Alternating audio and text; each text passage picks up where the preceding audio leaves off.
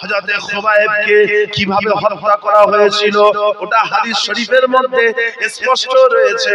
ও ভাইজানেরা, একের পর এক পাথর মেরে তরবারি মেরে হযরত খুবাইবের শরীরের গোশতগুলোকে ছিন্ন বিচ্ছিন্ন করে দিচ্ছিল।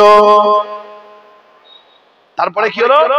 ওয়াহুনা ইকতারাবা আহাদুজ জুআমাউন মিন কুরাইশ, যখন হযরত খুবাইবের শরীরের গোশগুলোকে ছিন্ন বিচ্ছিন্ন করে দিচ্ছিল, ওই সময়তে কুরাইশদের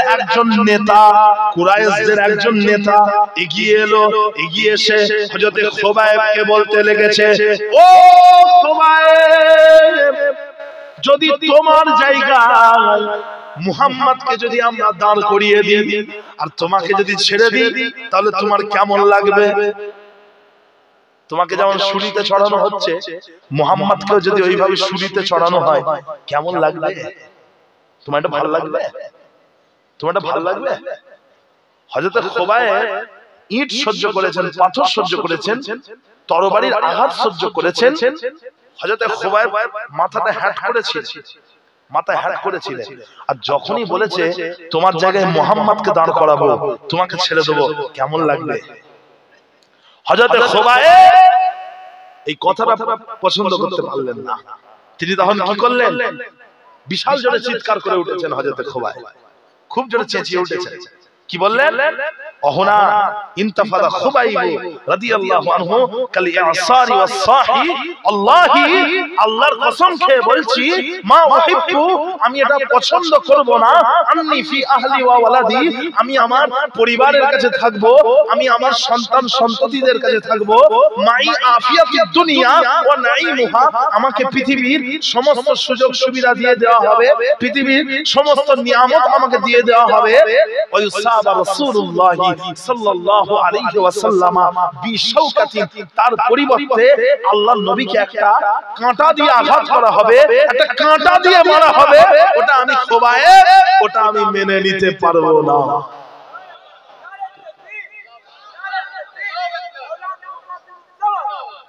তো ভাইজান, আমি ওটা পছন্দ করব না। রাসূলকে একটা কাঁটা দিয়ে মারা হবে, ওটা আমি পছন্দ করব না। তুমি বলছো রাসূলকে শুলিতে চড়াবে, আমি রাসূলকে একটা কাঁটা দিয়ে মারা হবে এটা পছন্দ করব না। তুমি বলছো শুলিতে চড়াবে। তো ভাইজান, এটা ছিল রাসূলের প্রতি সাহাবার ভালোবাসা। যে হযরত আবু সুফিয়ান রাদিয়াল্লাহু আনহু তিনি ওই জায়গাতে উপস্থিত ছিলেন। তিনি তখন বেঈমান ছিলেন, পরবর্তীতে যখন ঈমান এনেছিলেন হযরত আবু সুফিয়ান তিনি বলতে লেগেছেন, আল্লাহি মা রাআইতু আহাদান ইউহিব্বু আহাদান কামা ইউহিব্বু আসহাবু মুহাম্মাদিন, কামা ইউহিব্বু আসহাবু মুহাম্মাদিন মুহাম্মাদা। হযরত আবু সুফিয়ান রাদিয়াল্লাহু আনহু বলছেন, আল্লাহর কসম খেয়ে বলি, আমি দেখিনি কেউ কাউকে এতটা ভালোবাসে যতটা আল্লাহর নবী সাহাবারা আল্লাহর নবীকে ভালোবাসে। আমি দেখিনি কেউ কাউকে এতটা ভালোবাসে যতটা আল্লাহর নবী সাহাবারা আল্লাহর নবীকে ভালোবাসে। হযরত আবু সুফিয়ান বলছেন। হ্যাঁ, তো হযরত খুবাইব রাদিয়াল্লাহু আনহুকে কাফেররা এমন ভাবে মেরেছিল যে শরীরের গোশগুলোকে টুকরো টুকরো করেছিল, শরীরের গোশগুলোকে টুকরো টুকরো করেছিল। আপনাদেরকে গল্প কিসসা কাহিনী বলছি, উপেন্দ্র কিশোর রায়ের গল্প বলছি না আমি আপনাদেরকে। হ্যাঁ, ঈশপের গল্প বলছি না, রূপকথার গল্প বলছি না ভাই। বুখারী শরীফের হাদিস বলছি। খুবাইব রাদিয়াল্লাহু আনহু এই হত্যার ঘটনাটা গল্প নয়, বুখারীর হাদিস। যে বুখারী শরীফের হাদিস, কোরআন শরীফের পরে সবথেকে শুদ্ধ কিতাব সেটা হলো বুখারী শরীফ। সেই বুখারী শরীফের আমি আপনাদেরকে হাদিস বললাম। খুবাইব রাদিয়াল্লাহু আনহু শাহাদাতের একটা হাদিসে স্পষ্ট আছে। তো ভাইজান, আল্লাহর নবীর এই 10 জন সাহাবাকে এইভাবে কাফেররা অত্যাচার করে শহীদ করে দিল। ইসলাম সহজেই প্রতিষ্ঠিত হয়নি। এই পানা পুকুরে ভেসে আসা পানার মতো নয়। ইসলাম এসেছে রক্তের উপরে মেহনত করে পরিশ্রম করে রক্তের উপরে ইসলাম প্রতিষ্ঠিত হয়েছে। যে ভাইরা কচুরি পানার মতো ইসলাম ভেসে আসেনি, দুধের স্বরের মতো ইসলাম ভেসে আসেনি, খাটের উপরে বসে পায়ের উপরে পা তুলে ইসলাম আসেনি। ইসলাম এসেছে সাহাবাদের রক্তের বিনিময়ে, সাহাবাদের রক্তের উপরে ইসলাম প্রতিষ্ঠিত হয়েছে। হযরত ইমামে আযম আবু হানিফা রাহমাতুল্লাহকে আমরা কেন ভালোবাসি জানেন? তিনি শুধুমাত্র সাহাবার হাতে হাত দিয়েছেন তা নয়, হযরত ইমামে আযম বাবা আবু হানিফা রাহমাতুল্লাহ আলাইহি উনি হচ্ছেন একজন মাজলুম, উনাকে অত্যাচার করা হয়েছে, উনি অত্যাচারিত, উনাকে জুলুম করেছে, উনাকে কষ্ট দিয়ে হত্যা করা হয়েছে, শহীদ করা হয়েছে, উনার লাশটাকে জেলখানা থেকে বার করা হয়েছে। ওই জন্য আমরা ওনাকে ভালোবাসি। যে এসি ঘরে বসে ফতোয়া ডেলিভারি করছে, বলছে না ইমাম মানা যাবে রে, ইমাম যদি না আসতো তোরা কোরআন পেতিস। ইহুদিরা, খ্রিস্টানেরা, নাসারারা, আহলে কিতাবরা যদি এই ইমাম যদি না আসতো, এরা যেমন তাওরাত, ইনজিল, জবুর এইসব কিতাবের মধ্যে যেমন পরিবর্তন করেছে, ইমাম যদি না আসতো এরা কোরআনের মধ্যেও পরিবর্তন করত। তোরা বেঁচে গেছিস যে ইমামরা এসেছিল তাই, ইমাম আযম এসেছিল বলে তোরা বেঁচে গেছিস, ইমাম মালিক এসেছিল, ইমাম শাফি এসেছিল, ইমাম আহমদ বিন হাম্বল এসেছিল বলে তোরা আজকে ইসলামটাকে জানতে পারছিস। কথা বুঝতে পারছেন? প্যারে হাজিরিন, যে কথা বলছিলাম, আল্লাহ পাক যুগে যুগে এইভাবে ইমামদের মাধ্যমে ইসলামকে হেফাজত করেছেন। যদি বলবেন না সুবহানাল্লাহ। যে ইমাম মালিককে আমরা কেন ভালোবাসি? আমরা ইমাম মালিক রাহমাতুল্লাহকে অনুসরণ করি না, কিন্তু ভালোবাসি তো। চার ইমামকে আমরা ভালোবাসি। কি বলে? আমরা চার ইমামকেই ভালোবাসি। দাদা হুজুর পীর কেবলা বলতেন না চার মাযহাব, চার মাযহাব বলতেন না, বলতেন চারের মাযহাব, চারের মাযহাব, চার মাযহাব বলতেন না দাদা হুজুর রাহমাতুল্লাহ, বলতেন ইসলাম হলো চারের মাযহাব। যে ইমাম মালিক রাহমাতুল্লাহকে আমরা ভালোবাসি তার কারণ ইমাম মালিক রাহমাতুল্লাহ আলাইহিকে অত্যাচারী শাসক কি করেছিল? বেঁধে রেখেছিল, হাত দুটোকে এমন ভাবে বেঁধে রেখেছিল যে যার কারণে উনার হাতটা শরীর থেকে ডিসকানেক্ট হয়ে গেছিল। উনার হাত শরীর থেকে ডিসকানেক্ট হয়ে গেছে, উনি আর নামাজে দাঁড়িয়ে হাত বাঁধতে পারতেন না, হাত বাঁধতে পারতেন না। ইমাম আহমদ বিন হাম্বলকে এত মেরেছে যে উনার উপরে যেসব চাবুক দিয়ে মারা হয়েছিল প্রত্যেক চাবুকে চাবুকে উনার শরীরের চামড়া উঠে এসেছিল, এত মেরেছে। সেই জন্যই আমরা ইমামদেরকে মানি। বুঝতে পারছেন? যে ভাই ইসলাম কিন্তু ওই এসি ঘরে বসে পায়ের উপরে পা তুলে হ্যাঁ লাক্সারি করে ইসলাম আসেনি, বহুত মেহনত পরিশ্রম করে আজকে ইসলাম এই জায়গায় এসেছে। কথা বুঝতে পারছেন? মুজাদ্দিদুল জামান দাদা হুজুর রাহমাতুল্লাহ আলাইহি দরবার নিয়ে শুধু বসছিলেন, শুধু দরবার নিয়ে বসছিলেন যে না ভাইরা বাংলার অলিতে গলিতে ইসলামের যেমন প্রচার করেছেন তেমন আবার নিজে হাতে 1100 মাদ্রাসা তৈরি করেছেন। ওনার খলিফাদের কথা বলছি না, ওনার ছেলেদের কথা বলছি না, ওনার কথা বলছি। দাদা হুজুর নিজে নিজে 1100 মাদ্রাসা করেছেন, নিজে হাতে 700 মসজিদ করেছেন, নিজে হাতে এই বাংলাটাকে সাজিয়েছেন, যে নবজাগরণ সৃষ্টি করেছেন। আব্দুর রহমান আব্দুর রহিম নামের প্রথমে শ্রী লাগাতো, শ্রী শ্রী আব্দুর রহমান, শ্রী আব্দুর রহিম। হ্যাঁ, ধুতি পরত, মাথায় টিকি রাখতো, বেধর্মীদের অনুষ্ঠানে গিয়ে ভোগ খেত। সেই সময় দাদা হুজুর পীর কেবলা এসে মানুষকে ইসলামের দাওয়াত দিয়েছিলেন। যখন এই রাস্তাঘাট পাকা ছিল না, লাইট ছিল না, ইন্টারনেট ছিল না, মোবাইল ছিল না, ওই সময় ইসলামের প্রচার কে করেছে? হ্যাঁ, বাংলার মানুষকে ইসলামের প্রচার কে করে গেছে? বলা হতো বাংলা ভাষাটা মুসলমানদের ভাষা নয়, বাংলা ভাষাটা বেধর্মীদের ভাষা। দাদা হুজুর পীর কেবলা বললেন ভাষার কোনো ধর্ম হয় না, ভাষার কোনো ধর্ম হয় না। বাংলা ভাষা ওদের ভাষা, আর উর্দু, ফার্সি, আরবি এগুলো আমাদের ভাষা। না না, ভাষার কোনো ধর্ম হয় না। তো দাদা হুজুর আমাদের বাংলা ভাষায় ওয়াজ নসিহতের প্রচলন উনি প্রথম শুরু করেছিলেন। বাংলা ভাষায় ওয়াজ নসিহতের প্রচলন যে ইতিহাস ঘেঁটে দেখে নেন, ইতিহাস ঘেঁটে দেখে নেন, 700 বছরের ইতিহাসে এই বাংলার বুকে 700 বছরের ইতিহাসে মুজাদ্দেদ জামান দাদা হুজুর পীর রহমাতুল্লাহ আলাইহি এবং বাংলাদেশের কারামত আলী জনপুরি রহমাতুল্লাহ আলাইহি এই দুজন বাদ দিয়ে এই 700 বছরের ইতিহাসে ইনাদের থেকে অধিক সংস্কার কেউ করতে পারেননি। কথা বুঝলেন?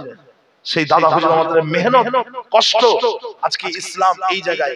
কথা বুঝলেন? বাংলার মানুষ আজকে আল্লাহ এবং তার রাসূলকে চিনতে পেরেছে সেই মুজাদ্দেদ জামান দাদা হুজুর পীরের ওসিলা। আল্লাহ পাক তিনাকে মুজাদ্দেদ জামান করেছে। যে ভাই একটু মানতে অনেকের কষ্ট হতে পারে, এতে তো আমার কিছু করার নেই। যদি কেউ মানতে অস্বীকার করে ভাইজান, এদিকে খেয়াল করে, ছেলে মানতে চায় না, বুঝলেন? ছেলে মনে করে তার বাপ তাকে কত সহজ করেই মানুষ করে ফেলেছে। ছেলে মানতে চায় না যে তার মা তাকে কত কষ্ট করে মানুষ করেছে। তো জানে না, ওই ছেলে জানে না তার মা তার বুকের রক্ত দিয়ে ছেলেকে মানুষ করেছে। ওই বাপ তার শরীর মাথার ঘাম পায়ে ফেলে ওই বাপ ছেলেকে বড় করলো। তখন ছেলে বড় হয়ে বলছে, তোমাদেরকে কেন রাখবো, তোমাদেরকে আলাদা করে দেবো, চলো এই ঘরে চলে যাও। রাত্রিবেলা খ্যাকর খ্যাকর করে কাঁদছো, রাত্রিবেলা খ্যাকর খ্যাকর করে কাঁদছো, বুড়ো বুড়ি যাও এই ঘরে যাও।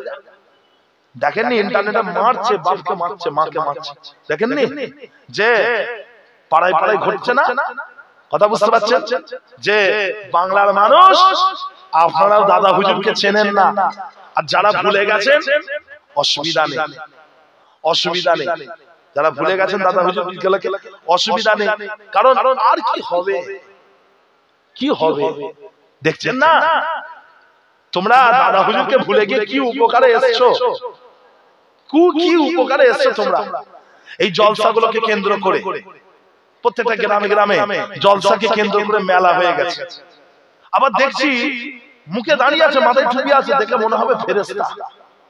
মুফতি সাহেব পিছনে দেখি একটা মেয়ে ছেলে বসে আছে, বোরকা পরে নেই, একদম কি বলে বেপরদা ভাবে পিছনে মেয়ে নিয়ে ঘুরছে। আপনি বুঝবেন কি করে? আপনার সামনে এমন ভাবে মাথায় রুমাল টেনে নিয়ে আসবে, মাথায় রুমালটাকে টেনে দেবে, আপনি বুঝতেই পারবেন না যে কি জিনিস, কি বিষাক্ত জিনিস, আপনি বুঝতেই পারবেন না। কত দম আছে বাংলার বুকে। এই যে মেয়েরা এখন বর্তমানে বেপরদা ভাবে ঘুরছে, তা তোমরা একটু বেপরদাটাকে একটু বন্ধ করো, করো বন্ধ। দাদা হুজুর রহমাতুল্লাহ আলাইহি নিজে হাতে দরগা ভেঙেছিলেন, জানেন কি? দরগা ভেঙেছিলেন, দরগা, যেসব দরগায় দানাদান দানাদান দানাদান দানাদান করে ঢোল বাজতো, বুঝলেন? সেটা কত সেজদা দিত, কবরে গিয়ে সেজদা দিত, গিয়ে দরগা ভেঙে দিয়ে এসেছেন দাদা হুজুর। তখনকার ভণ্ড পীরেদের বিরুদ্ধে দাদা হুজুর রহমাতুল্লাহ আলাইহি বয়কট করেছিলেন, তাদেরকে বয়কট করেছিলেন। তোমরা কটাকে করেছো? বুঝতে পারছেন যে ভাইজান? সুতরাং সেই মুজাদ্দেদ জামানের অবদানটাকে একটু মনে রাখবেন। বাংলার মানুষ কেউ দেওবন্দি করে, কেউ বেরেলি করে, কেউ আজানগাছি করে, কেউ ফুরফুরা করে, কেউ হাতিয়ারা করে, যাই করে সবাই কিন্তু বলে যে দাদা হুজুর ভালো মানুষ। কেউ বলে না যে দাদা হুজুর খারাপ মানুষ। আর যারা বলে দাদা হুজুর খারাপ মানুষ, জানতে হবে যে এদের পূর্বপুরুষদের কারো দরগা দাদা হুজুর ভেঙে দিয়ে এসেছিল, বুঝলেন না? এদের হয়তো পূর্বপুরুষ কেউ বেদাতি করত, কথা বুঝলেন, কেউ বেদাতি করত, ভণ্ডামি করত, দাদা হুজুর ওষুধ দিয়ে গেছে বলে ওর কষ্ট হচ্ছে। বুঝতে পারছেন তো? জি প্যারে হাজিরিন, যাই হোক একবার দরুদ শরীফ আল্লাহুম্মা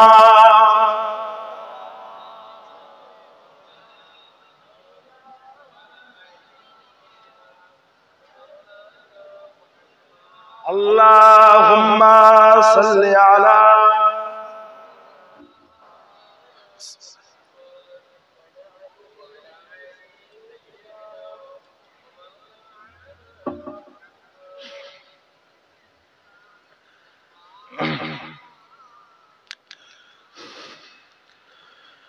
হে যুবক, তুমি বাঙালি হও কিংবা ইন্ডিয়ান, কিবা জার্মান জাপানি কিংবা চাইনিজ রাশিয়ান স্প্যানিশ ড্যানিশ ফরাসি কিংবা ব্রিটিশ আমেরিকান আরবি আজমি ইরানি তুরানি তুর্কি বা আফগান মুসলমান মুসলমান তুমি তো মুসলমান। হে যুবক তুমি বাঙালি হও কিংবা ইন্ডিয়ান কিবা জার্মান জাপানি কিংবা চাইনিজ রাশিয়ান স্প্যানিশ ড্যানিশ ফরাসি কিংবা ব্রিটিশ আমেরিকান আরবি আজমি ইরানি তুরানি তুর্কি বা আফগান মুসলমান মুসলমান তুমি তো মুসলমান। তুমি সাদা হও কিবা কালো হও দেখো রক্ত তোমার লাল সুখী হও কিবা দুঃখী হও রেখো ঈমান নির্ভেজাল। তুমি সাদা হও কিবা কালো হও দেখো রক্ত তোমার লাল সুখী হও কিবা দুঃখী হও রেখো ঈমান নির্ভেজাল। কাছে রও কিবা দূরে রও তবু কাবাই তোমার ঘর স্লোগানে তোমার কেঁপে ওঠে আজ পৃথিবীটা থরথর। কাছে রও কিবা দূরে রও তবু কাবাই তোমার ঘর স্লোগানে তোমার কেঁপে ওঠে আজ পৃথিবীটা থরথর। মৃত্যু তোমায় জানাই সালাম দূরে থাকে শয়তান মুসলমান মুসলমান তুমি তো মুসলমান মুসলমান মুসলমান তুমি তো মুসলমান। হতে পারো তুমি প্রাচ্যের কিবা হতে পারো প্রতিচি হতে পারো তুমি সংসারী কিবা হতে পারো মুসাফির হতে পারো তুমি প্রাচ্যের কিবা হতে পারো প্রতিচি হতে পারো তুমি সংসারী কিবা হতে পারো মুসাফির। যদি শুনে থাকো কোথায় কখনো মাজলুমানের ডাক গৃহ পরিবার প্রেয়সী বন্ধু পড়ে থাক যদি শুনে থাকো কোথায় কখনো মাজলুমানের ডাক গৃহ পরিবার প্রেয়সী বন্ধু পড়ে থাক ছুটে যাও আগে দুর্বার বেগে জিহাদের ময়দান মুসলমান মুসলমান তুমি তো মুসলমান মুসলমান মুসলমান তুমি তো মুসলমান।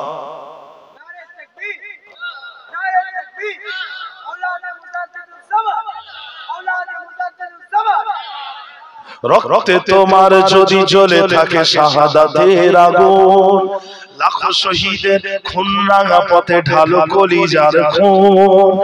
রক্তে তোমার যদি জ্বলে থাকে শাহাদাতের আগুন লাখো শহীদের খুন রাঙা পথে ঢালো কলিজার খুন। চেয়ে দেখো আজ এসেছে আবার দিন বদলের দিন নয়া জামানা মিনারে মিনারে হাঁকিছে মুয়াজ্জিন।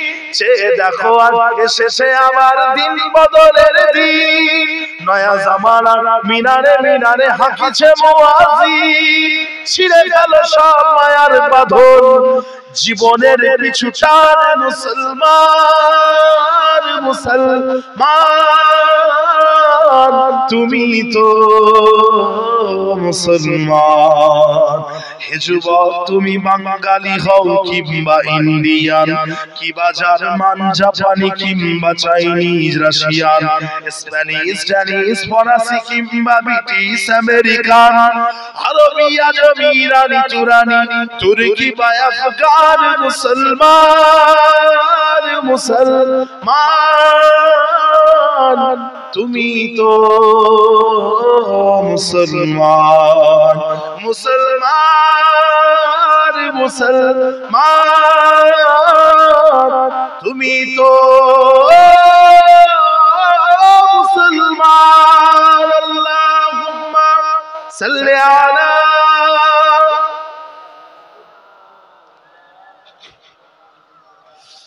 ওয়ালা আলি সাইয়্যিদিনা।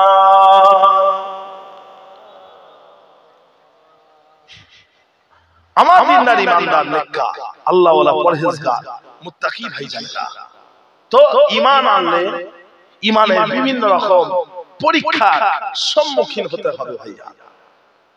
কথা বুঝলেন? স্বয়ং রাসূলুল্লাহ সাল্লাল্লাহু আলাইহি ওয়াসাল্লাম পরীক্ষার সম্মুখীন হয়েছে। আল্লাহর নবী নিজে এক কঠিন পরীক্ষার সম্মুখীন হলেন। শুনবেন না শুনবেন না? শুনবেন তো? যে ভাইজান এখন সব ভাইরাল চলছে ভাইজান, এখন মানুষ একটু ভাইরালটাকে বেশি পছন্দ করছে, কিন্তু আমি বলে দিয়েছি যে না, আমি ওইসব ভাইরাল করতে দেবো না। ভাইরাল করার মন চাই ওই ওই যে পরোটা বিক্রি করে ওকে নিয়ে এসো। ওই যে একজন পরোটা বিক্রি করে আর একজন বাদাম বিক্রি করে, ওই ওই দুজনকে তোমরা নিয়ে আসবে, ভাইরাল হয়ে যাবে। তো আমি ওইসব ভাইরাল করতে দেবো না। বুঝতে পারছেন তো আমার কথা? আপনারা ধরতে পেরেছেন কি? একজন